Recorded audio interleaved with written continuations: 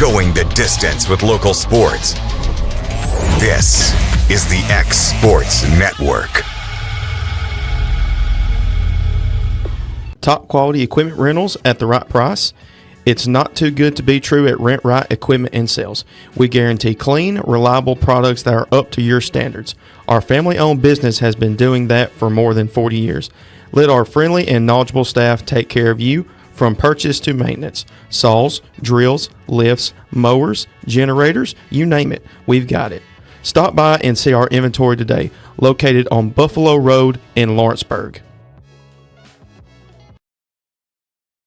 Did you know that Resource MFG, an employee bridge company in Lawrenceburg, is the first and largest national manufacturing staffing company? They work alongside the top plants and facilities in the area to provide you with job opportunities in production, quality, maintenance, supervision, and all levels of management. Resource MFG has positions open right now to meet your needs today and a full staff ready to work with industrial partners to grow opportunities for this generation of workers and the next. Reach out today and start your employment journey with Resource MFG.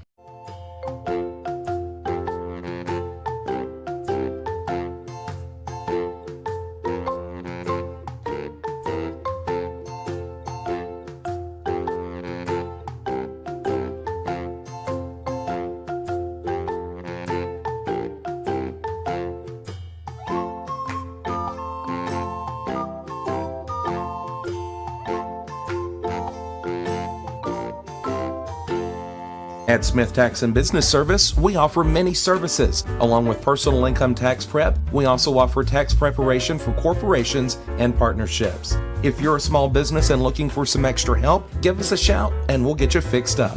Call Mary Beth Smith, Marion Matthews, Brooklyn Bates, or Michelle Staggs to find out how we can help you. Located at 208 Pulaski Street, phone 931-244-6633. Are you tired of missing out on family life just to be treated like another truck number? Since 1986, Southeast Carriers has been a family-operated business based in Lawrenceburg, Tennessee. Being family-owned ourselves, we understand the importance of family, which is why we value it above all else. With our large number of dedicated lanes and our friendly staff, we are able to evenly divide your home time with the amount of time you spend on the road. We offer multiple benefits with large company pay now starting at $20 per hour, all while keeping a small company environment. For more information, visit our website, southeastcarriers.com, or check us out on Instagram and Facebook. Going the distance with local sports.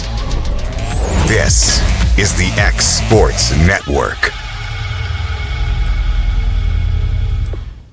And welcome back to this Monday edition of Mark My Words here on the X Sports Network, our college football show. And it's Monday, so we got recaps and overreactions because that is the best thing to do on a Monday morning. And we'll start with a game that actually happened Friday night. One of my picks, I'm going to openly admit I was really wrong with this one. Iowa 38, Rutgers 28, a big win on the road for the Hawkeyes. If we can pull up the stat sheet on that one. I mean, Iowa, 38 points is not something you're used to seeing from the Hawkeyes at all. Typically a pretty slow offensive team, but we're able to get it going against Rutgers. Pulling up the stat sheet real quick. Mark Gronkowski didn't turn the ball over. That was huge. 12 of 18, 186 yards. You're not going to get a lot out of him, but a bunch on the ground. Had 3 rushing touchdowns on 55 yards. Moulton, their running back, had 68 yards and a touchdown. So it was just a big dominant game on the ground for Iowa and for the Scarlet Knights. Kaliakamanis had a really good start to the season, threw for 330 yards, but just couldn't get it going on the ground. Raymond, only 3.5 yards a carry on almost 20 carries, was not getting it done there for Rutgers. I mean, they're able to throw the ball, but if you're not going to be able to run the ball in a game like this to kind of, stationary, make the clock move, get stuff like that happening, it's going to be a tough one to win. Just kind of looking at it in total, and another thing that played a huge impact, penalties. Rutgers, 6 penalties to Iowa's 2, and just the completing capability of running the ball. Iowa almost 3 times as many rushing yards as them. A bunch of first downs, not a whole lot of turnovers in this one. It was just one that Iowa kind of went out and proved they were the better team, and they were right there. So Iowa moves up to 3-1 on the year. Rutgers down to 3-1. All right, next game on the agenda to go over, another game that we talked about that I was completely wrong. Maybe I just don't know the Big Ten. I'm going to have to do my research on the Big Ten. Maryland, 27. Wisconsin 10. Just a big blowout. And I mean, you could say that 17 points in a blowout, but if you watch that one, was totally one-sided. Malik Washington had an awesome game for the Terrapins. I didn't think a freshman had any business going on the road and getting a big win in Wisconsin like that, but he did just that. 18 of 34, 265, and 2 touchdowns. Was only sacked once. That might say more about Wisconsin than it does Maryland, because they didn't really try to run the ball much. I mean, about 60 yards on the ground in the game, but they were able to air it out. And the Badgers, it is looking rough there. Danny O'Neal, our starting quarterback, had 120 yards and an interception, was sacked 6 times. 6. I mean, Wisconsin is known for being big in the trenches, big up front on both sides of the ball, and the other quarterbacks running around having fun, and your quarterback's getting thrown on the ground. And surprisingly enough, Wisconsin did not run the ball at all. Both teams, 61 rushing yards. Not going to get it done. Obviously the one turnover for Wisconsin was pretty big there, and that one. But Maryland really got control early and didn't relinquish. It was 20-0 at halftime. Badgers put some points on late, but it wasn't saving that game.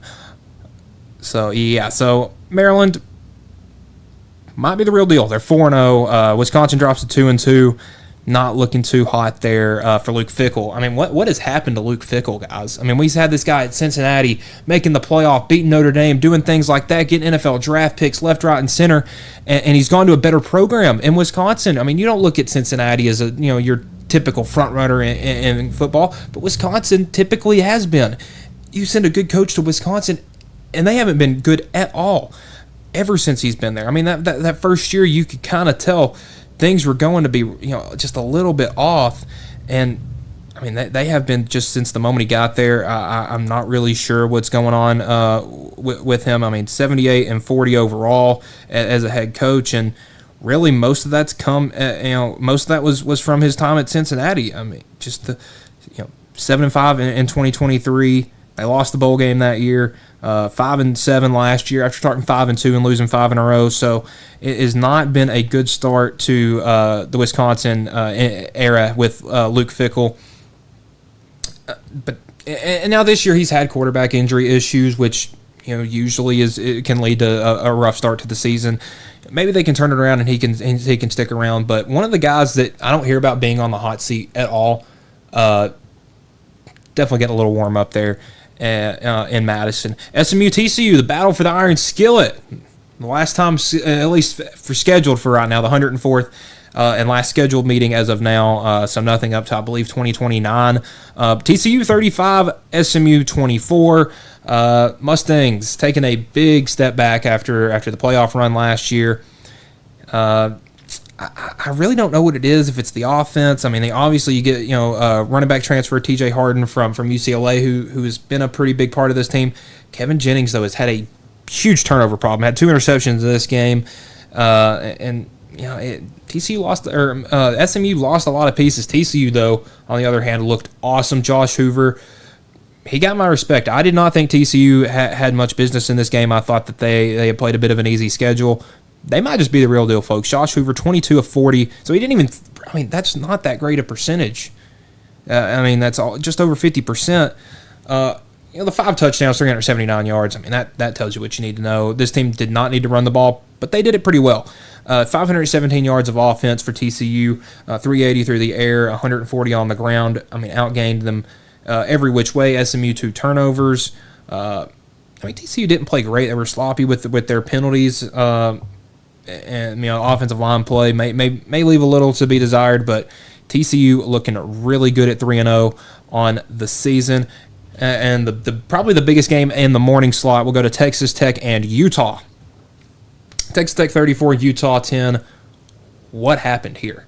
If I tell you that Texas Tech, Baron Morton out, he's going to play bad, and not bad, but not good. Have 2 interceptions, and then he's out. You have Will Hammond come in. You have 7 false starts in this game. You would have thought this score is flipped, but, money well spent when it comes to the defensive transfer portal for Texas Tech. They spent the money that they needed to and got an absolute awesome defense. And Will Hammond, coming off the bench, 13 of 16, 169 and 2 touchdowns.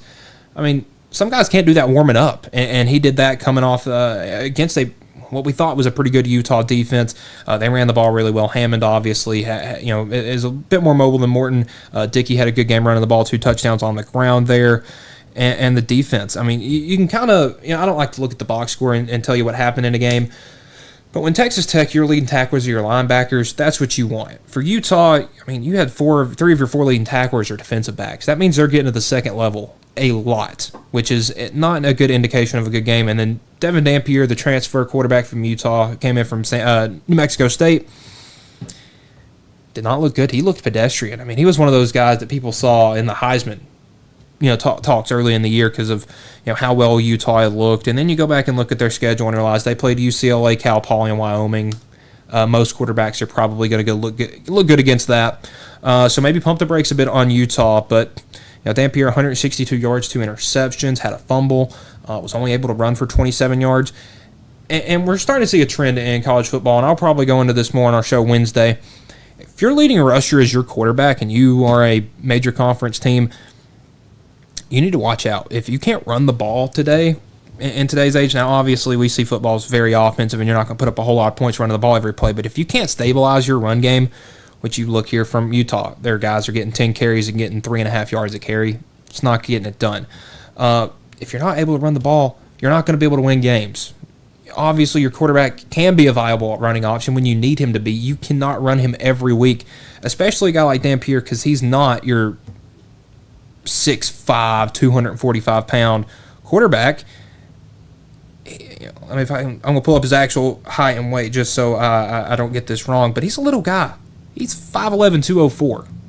Now, not to say 5'11", 204 is a small guy, but in the instance of talking about college football for your quarterback, you don't want him to be built a little bit like that. But yeah, Texas Tech just dominated Utah. Utah could not run the ball. And we saw Utah earlier in the year. They ran a lot of, I don't want to say necessarily exotic packages, but I mean, they were giving their tight end snaps at running back. They were giving linebackers and safeties and corners snaps at receiver, and that didn't happen in this game. Obviously, Andrews, the tight end, 1 carry for 5 yards. You got Benny, the safety, 1 target, no catches. The corner, you had your cornerback Snowden, 3 catches on 3 targets for 5 yards. That's not getting anything done. And one of those catches was 5 yards. That's 2 catches that negated nothing. So just a lot of negative plays, a lot of near the line of scrimmage. You're gonna have to be able to take it down the field if you want to win big games in the Big 12, because it's a very, very good league. I mean, we talked about it earlier on Exports Today. That is a league that is tough from top to bottom, really. We'll head over to the Liberty Bowl and Memphis. What a win for the new Group of 5 front runner for the playoffs. We'll delve a little bit more into that later. Memphis 32, Arkansas 31. Arkansas had a 28-10 lead in this game. That was in the first half, but a 28-10 lead. Boys from Memphis, they know how to fight. I remember Friday in previewing this game that I didn't think Arkansas really had to fear losing this game. But they did. I mean, it was going to be one of those where if you had a couple of turnovers, that would cost you the game. 3 turnovers for Arkansas, 2 for Memphis, but that's still more for Arkansas. And their defense couldn't stop a nosebleed if they had a bunch of tissues. I mean, they just could not. It was bad, just top to bottom.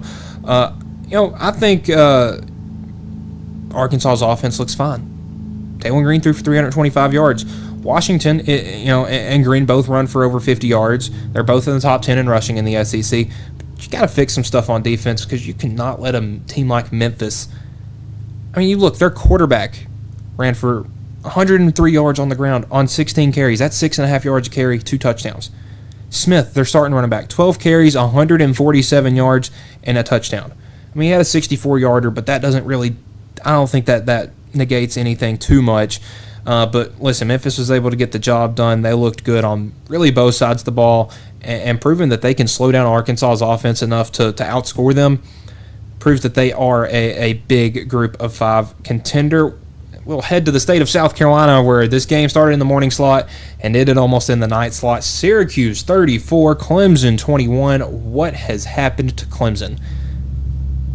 It's just a bad year. I mean, We have Dabo having come apart in media appearances. I'm hoping they had one today that I can go and watch this after and give you an update on Wednesday, which I probably will at some point.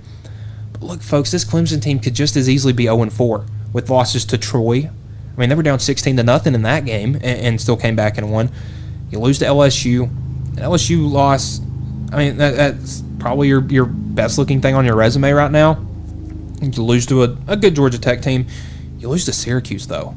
I mean, we've seen Syracuse this year. Well, I mean, they're 3-1 on the year, good record. But looking at who they've played, they got smoked by Tennessee in week 1. Obviously, had to figure some things out.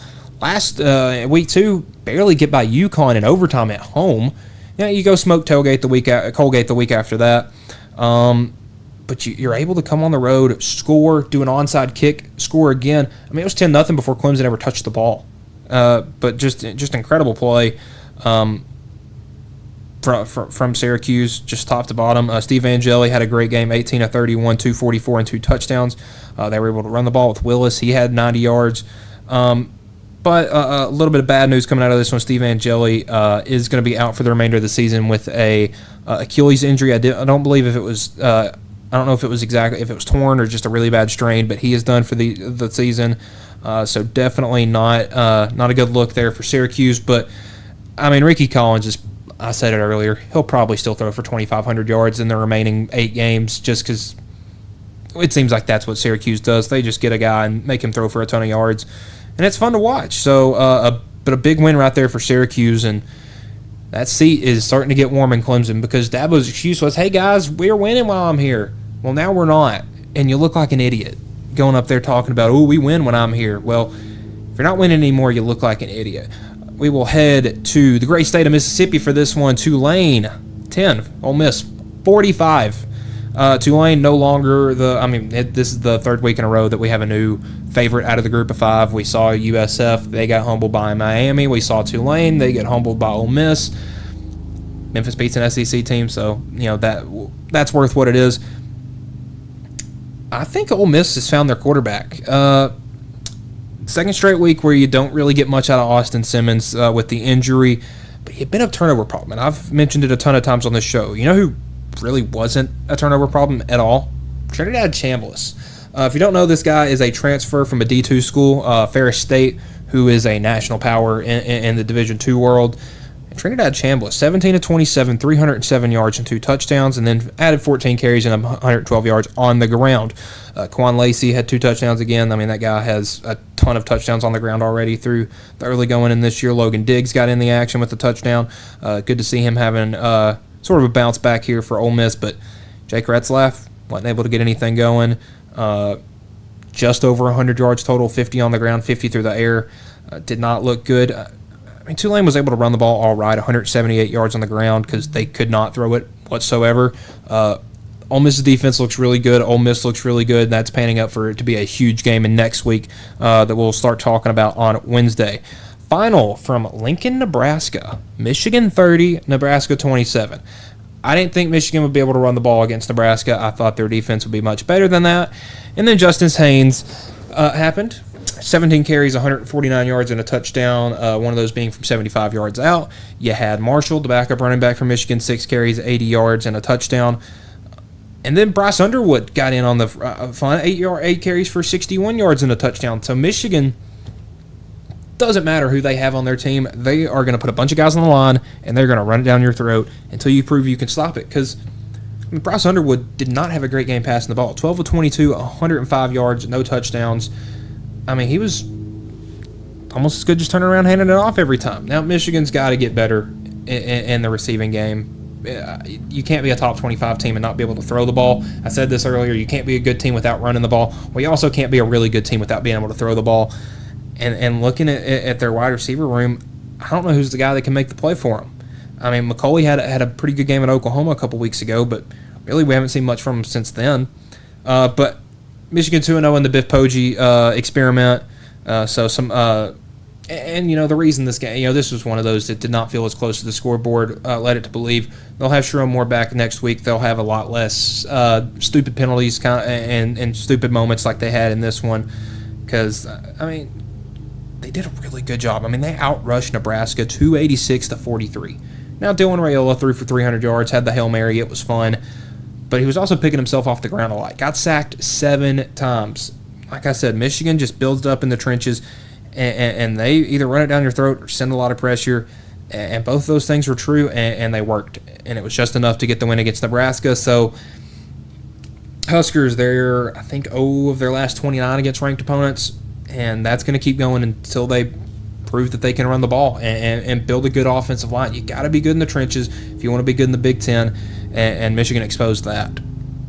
Our next game, when it comes to officiating, the most disappointing game of the weekend, when it comes to good defensive football, about as good as you could get. Oklahoma 24, Auburn 17. Sooners go to 4-0 on the year. Auburn drops to 3-1.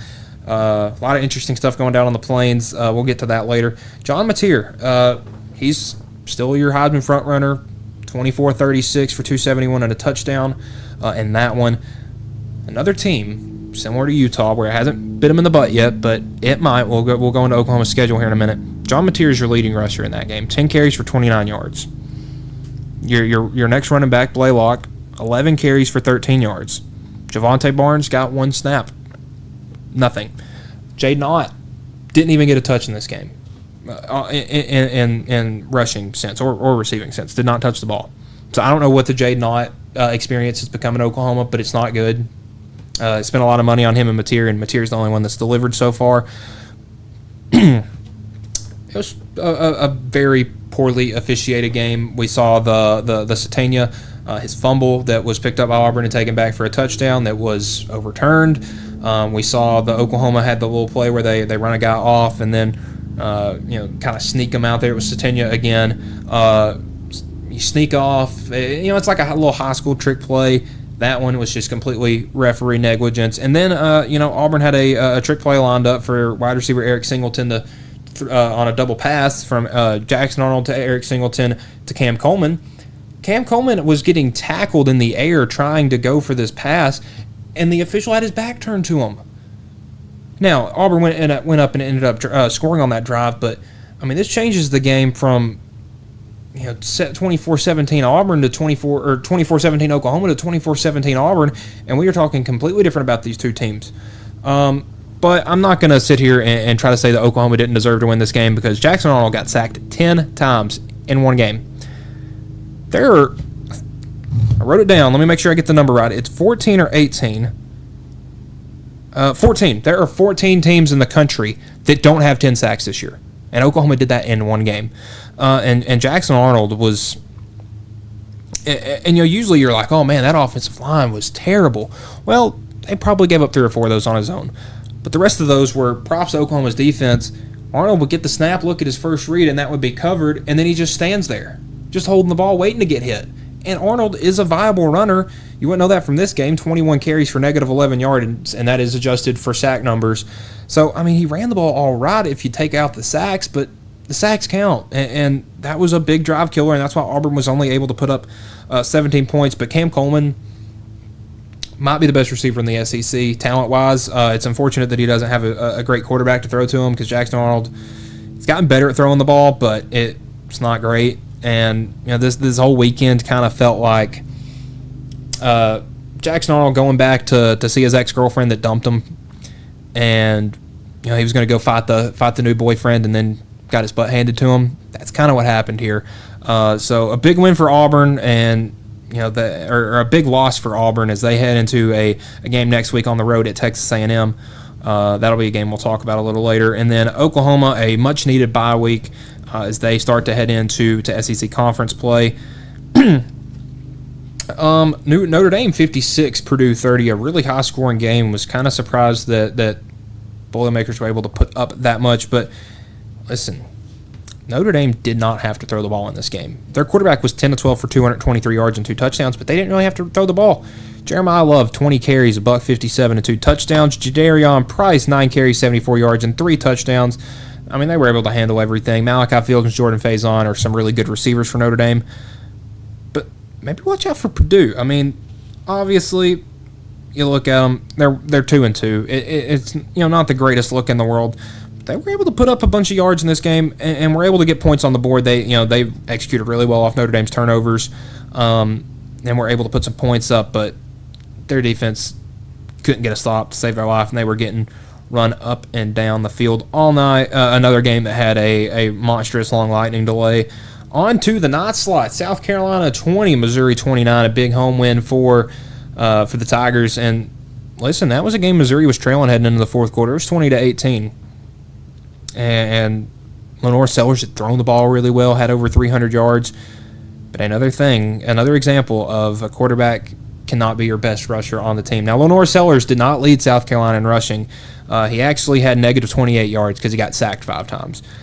I mean, Missouri was able to stop the run. I talked bad about Missouri's defense last week because, despite them putting up yards galore all over UL Lafayette, University of Louisiana Lafayette last week, they were really good this week. I mean, obviously, Jacobs and Harbor, had their big plays, but really, other than that, I mean, Missouri was able to run the ball effectively. Ahmad Hardy leads the SEC in rushing yards by, I think it's almost 250 yards. He has the lead by. I'll pull up those exact numbers here in a moment. But he's looking really good. Prbula is running the ball really well. I mean, they had 3 guys that had over 70 rushing yards. That is crazy. So they don't even have to throw the ball a ton just to be so effective, but they can. We've seen Prbula sling it all over the yard. Missouri next week has a game against UMass, so probably won't be talking much about them this week, but watch out for them heading into SEC play because they still don't have an away game till October 18th, so they'll get comfortable at home. The biggest shocker of the week, this is a prove-it game for both of these teams, and one team proved it and the other one didn't. Indiana 63, Illinois 10. I think they got the numbers wrong on this one. I think it should have been Indiana, the number 9 team in the country, Illinois at 19. I talked so good about Luke Altmaier, and another example of a guy who had to pick himself off the ground a lot, and his were not really his fault. 7 sacks, was able to throw for 146 yards, but a team that had been struggling to find their run, and I talked about it in one of our shows earlier this week or last week was Illinois going to miss Josh McCray in this game? That was the transfer running back, the big 250-pound running back that transferred to Georgia. They were not able to run the ball. Fegan, your number 1 running back, had 18 yards on 5 carries. That's not getting it done. You got behind him, Valentine, 6 carries for 11 yards. So we're not able to get anything done whatsoever. And really, you had the long touchdown play, but other than that, it was nothing. And Indiana may be a football school now, folks. Kurt Cignetti, a guy I spent a lot of time talking bad about this summer because they played nobody, finally played somebody and whooped them. I mean, Fernando Mendoza, 21-23, had over 260 yards and 5 touchdowns. They ran the ball really good. You had 3 running backs have over 65 yards on the ground, and a team that is able to run the ball without their quarterback doing it. So a good look for the Hoosiers, and, man, they look scary. Next week they got Iowa. Probably won't score 63 against Iowa, but, I mean, if they're able to put up 40, even 30 is probably enough to win the game against Iowa. Arizona State 27, Baylor 24. I think Arizona State's trying to get back. I think they're starting to get right. Sam Levitt had a better game, 22-32 for 220 yards and a touchdown. Was able to rush for 60 more and another touchdown. So did a lot of the work for them in this game. Jordan Tyson had the touchdown catch. And is one of the best receivers in the country. Udo didn't get as many touches in this game. But Baylor, man, they tried to run the ball and it worked, but they weren't able to throw the ball as effectively. Only 250 yards for Sawyer Robertson in a game where if your leading receivers are tight end, you're probably not having the best game. And they weren't able to get their receivers like Kobe Prentice, a former Alabama guy, in open space and able to make plays. And we saw Arizona State take advantage of that, come back and get the big win there in Waco. And then the ABC night game, 26 Miami, Florida 7. I mean, Miami didn't seem like they cared to be there, and they didn't really have to. Carson Beck, 17-30, 160 yards and an interception. Didn't look great, but Fletcher and Brown ran the ball exceptionally well. Almost 200 yards between those 2 and 3 touchdowns. That was enough to get the job done because DJ Lagway, it's funny. We talked about the how bad some of the quarterbacks in the class of 2023 have looked with Arch not looking good, looked better this week. Nico not looking good. Malachi Nelson not looking great. Well, DJ Lagway in the class 24 is not looking like the number one quarterbacks in that class. 12 of 23 for 61 yards and got sacked 4 times. I thought this guy was supposed to be mobile. He's not running the ball. He had 8 carries for -8 yards, adjusted with the 4 sacks. But, Jaden Ball wasn't able to get anything going. I don't know how many times Florida made it past midfield. It wasn't much. 141 total yards. Miami almost tripled that. Just an all-around good game for the Hurricanes, and one that they, trying to keep everybody healthy as they head into their bye week, because they got a big one coming up after that, after the bye week. So we'll talk about that one as we get a little closer to it. And then the nightcap on Fox, we had USC 45, Michigan State 31.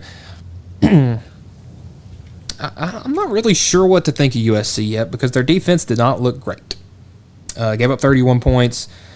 Yardage-wise wasn't terrible. Only gave up 337 yards total compared to what they did themselves.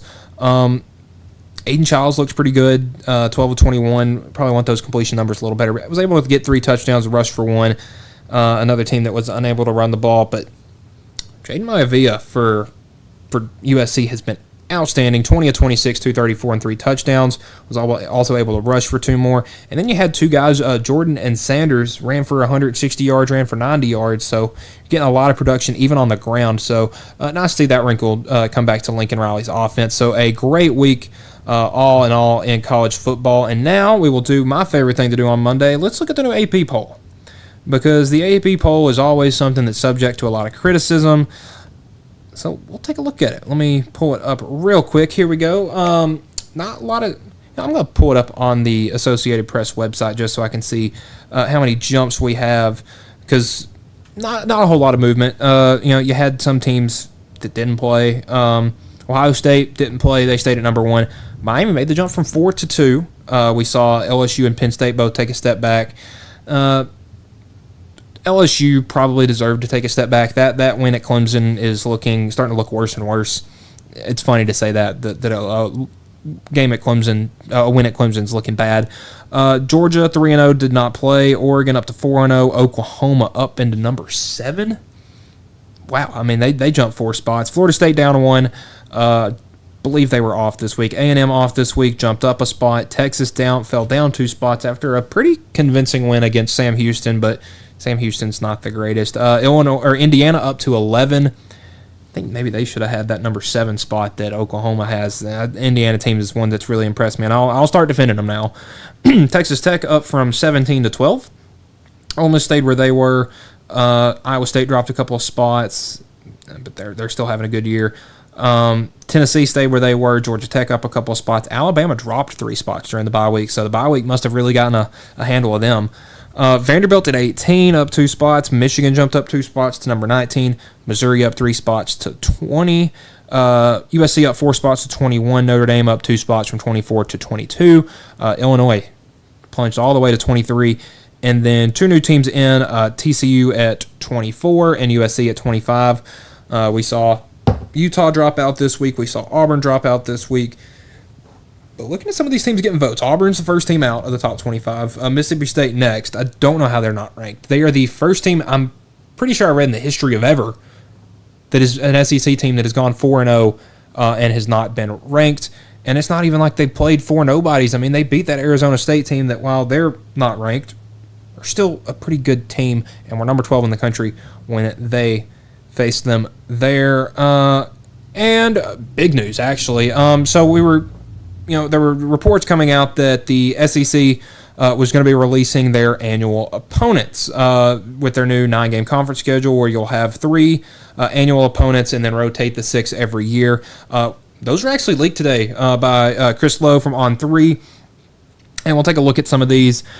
Some interesting ones. So the rumor for most of the time was that Tennessee's 3 opponents would be Alabama, Florida, and Vanderbilt. Well, no Florida. It is Alabama, Kentucky, and Vanderbilt for Tennessee. And we'll start from the top in alphabetical order and go through it. Alabama, the 3 SEC opponents, they will be playing every year. You keep the Iron Bowl, you keep the 3rd Saturday in October, and Mississippi State is the 3rd one. No LSU on there. Maybe a break for Alabama fans so you don't have to play such a rough schedule. For Arkansas, it's kind of an old Southwest Conference type of gig for them. Missouri, Texas, and LSU. That's rough. Arkansas is not in a great spot right now, and those three teams are a lot better. I think Texas is in a down year. I think LSU's in a bit of a down year, even though they're undefeated number 4 in the country. But just they're not the LSU that they're more of like a Les Miles LSU than a Brian Kelly coach team. Auburn gets Alabama, Georgia, and Vanderbilt. I am sorry for them because another one that is just really rough. Florida gets Georgia, Carolina, and Kentucky. That's pretty good for Florida. Obviously, you lose the rivalry with Tennessee, but you keep the rivalry with Georgia. They've honestly built a pretty good rivalry with Kentucky recently, which may say more about Kentucky than it does Florida.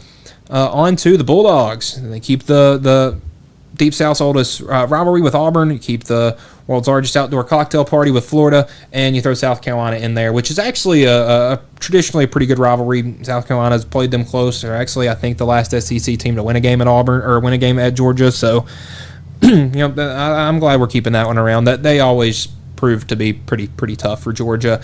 Kentucky, it's a rough one. They got Florida, Tennessee, and Carolina. Kentucky's in a spot where it really doesn't matter what three teams you give them. It's going to be hard. LSU, this one's honestly a bit rough too. Arkansas, Ole Miss, and A&M. So defense is going to have to play big in those games because those teams are all three going to put up a ton of points. Mississippi State keeps the Egg Bowl. They got the rivalry with Alabama locked in, and then Vanderbilt. So a good rivalry there for Mississippi State. Missouri, another one of those that's kind of getting an old Southwest Conference rivalry feel to it. Their opponents are Arkansas, A&M, and Oklahoma. For Oklahoma, it is Missouri, Texas, and Ole Miss. Ole Miss is a bit of a confusing one there. For Ole Miss, it is Mississippi State, LSU, and Oklahoma. Mississippi State and LSU makes sense. Oklahoma, that one just feels a little weird on both sides, but obviously you got to give somebody some rivals. For South Carolina, it is Georgia, it is Florida, it is Kentucky. Just traditional SEC East right there. And for Tennessee, those are big rivalries they're keeping alive. You got the third Saturday in October. You got the battle of the beer barrel battle, the battle of I-75 with Kentucky, and then you keep the battle of I-40 open with Vanderbilt. That seems pretty much of a given. Texas A&M, Arkansas, and Oklahoma. That's a pretty good group of teams right there. I think those call for fun rivalry games. And then Texas A&M's opponents are LSU, Missouri, and Texas. Sorry, it's raining outside, so it's a little loud. And then for Vanderbilt, Auburn, Tennessee, and Mississippi State. I think they did a good job with this. We'll get the full schedule released tomorrow night on, I believe, ESPN2 and the SEC Network. We'll have that, the schedule special or whatever they have cooking up there, so that will be interesting to see. And I believe I read that these are going to have the possibility to change every 4 years, so the Alabama LSU game may become an annual thing soon. The Tennessee Florida or Tennessee Georgia or some other rivalries like that, like Missouri and Texas. I don't know. Maybe they could bring that one back. But as of right now, these are the locked in rivalries. For that one, I'll be back for more information on that Wednesday. Kind of some sad news coming out of Orlando as UCF had some drama with their offensive line coach, Sean Clark. He was hospitalized for medical emergency on September 9th. And there were reports from Scott Frost and Clark that said he was doing okay. He was in stable position. But he passed away either late last night or earlier this morning at the age of 50. Big loss there for UCF. It's tough to see you lose a coach in the middle of a season like that. When we saw what happened with Mike Leach in Mississippi State, it sucks. There's no way to shine light on that, but. Clark was an excellent head coach. We saw him have spend some time at Appalachian State, the head coach there from 2020 to 2024. Had a 40-24 overall coaching record. It's been a lot of time. He was a grad assistant at Louisville, spent some time at Purdue, Kent State, but spent most of his career at Appalachian State where he was an offensive coordinator, line coach, and a head coach eventually. He had just joined UCF this year. But yeah, terrible news there out of Orlando. But UCF, I think they honored him kind of in the right way with the way they ran the ball against UNC on Saturday. So, kind of a good last last two raw there from UCF assistant coach. And then the most surprising news of the day for sure, really just out of nowhere, Auburn head coach Bruce Pearl to step down as Auburn head coach after 11 seasons. This news came out within the hour and a half ago before this. He has released a video that the Auburn men's basketball page posted on X. It says, "Dear Auburn family, I truly love you," with about a 30-second clip. I haven't been able to watch that yet, but just a really, really strange thing going on with Pearl stepping down. It said that Bruce Pearl stepped down as the men's basketball coach at Auburn and will move into an ambassador role in the athletic department as a special assistant to the athletics director. The school announced on Monday. Stephen Pearl, Bruce's son and the Tigers' associate head coach, received a 5-year contract as the program's new head coach. So this isn't him just sticking around for a year as an interim. He's the guy for at least, well, unless he gets fired, after 5 years. Bruce Pearl had led Auburn to their second ever Final Four. I believe their first ever number 1 overall seed. Had done a great job there. I mean, Auburn was not known as an SEC power and has won 2 SEC tournaments with the Tigers. 246 and 125 record at Auburn. Really took them from the bottom to the top. 706 and 268 overall. 2 Final Fours, 2 SEC tournaments, and 4 SEC regular season championships. All but one of those with Auburn. That other one was an SEC regular season championship at Tennessee. It's interesting. We saw an interview with him and John Rothstein from CBS that said, that his contract had 5 years left, and he wasn't sure if he was going to be coaching in 5 years. And usually that means you got a year or two left. He did not skip any time. And this puts Auburn basketball in a rough spot because you lose all the guys from last year. No more Jemini Broom. No more Dylan Cardwell. You don't have Miles Kelly. No Chad Baker-Mazara. The only thing you really bring back from, no Denver Jones. I think you lost Chaney Johnson as well. The only thing you really got back from last year's team is Tahad Pettiford. So that was already putting a lot of stress on your coach. He did a good job recruiting in both transfer portal and high school. But now your coach is gone. It's open to 30-day transfer portal, and the college basketball season starts in 42 or 43 days from now. So, they may have 2 weeks to put together a team. So definitely a tough look down there in Auburn. Stephen Pearl, this is his first head coaching job. His first ever job was on this Auburn staff in 2017 when he joined his father there. So, he's not been a coach for very long. He's only 38 years old. So interesting stuff going on down there in the Plains. And that will do it for this Monday edition of Mark My Words, the college sports show here on the X Sports Network. We will be back Wednesday with more news. We're going to have a bunch of stuff. We'll start previewing some of the games for this next week because it's a big week. We'll look at the SEC schedules. We'll look at some more stuff because there's always stuff going on in the world of college sports. So for Michael Marks, this has been Mark My Words here on the X Sports Network. Have a good night, everybody.